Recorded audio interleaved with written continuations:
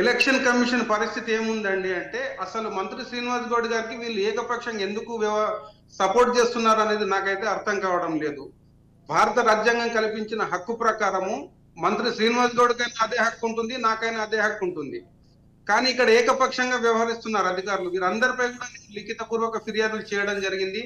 కాకపోతే కొంతమంది మీద చర్యలు తీసుకున్నారు, ఇంకా కొంతమంది పైన చర్యలు తీసుకోవాల్సి ఉంది, ఇంతవరకు తీసుకోలేదు. వీటన్నిటిని బేస్ చేస్తూ రాఘవేంద్రరాజు అనేవాడే వ్యక్తి అన్ని రికార్డెడ్ ఎవిడెన్స్ లతో సహా గౌరవ తెలంగాణ హైకోర్టులో మరొక పిటిషన్ వేయబోతా ఉన్నాడు.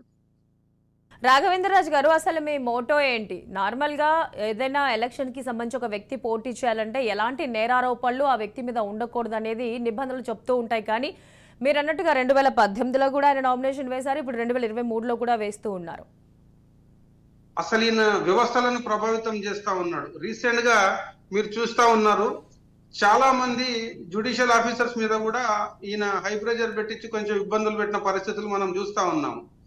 ఈ రాజకీయం అనేది, ఈ క్రూర రాజకీయం అనేది, శ్రీనివాస్ గౌడ్ రాజకీయం అనేది వ్యవస్థలను భ్రష్టు పట్టిస్తుంది. అట్లాగే మహబూబ్ నగర్ నియోజకవర్గం ఉన్న ప్రజలను చాలా మందిని ఇతను ఇబ్బంది పెట్టాడు. వీరందరి విముక్తి కొరకు, వీరందరి స్వాతంత్రం కొరకు నేను నా సొంత ఖర్చులు, నా ఆస్తులు అమ్ముకొని వీరందరి కొరకు నేను ఫైట్ చేస్తా ఉన్నాను.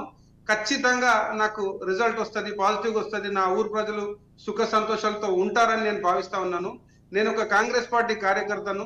గౌరవనీయులైన రేవంత్ రెడ్డి గారు నా భుజాలపై ఒక బాధ్యతని ఇచ్చారు.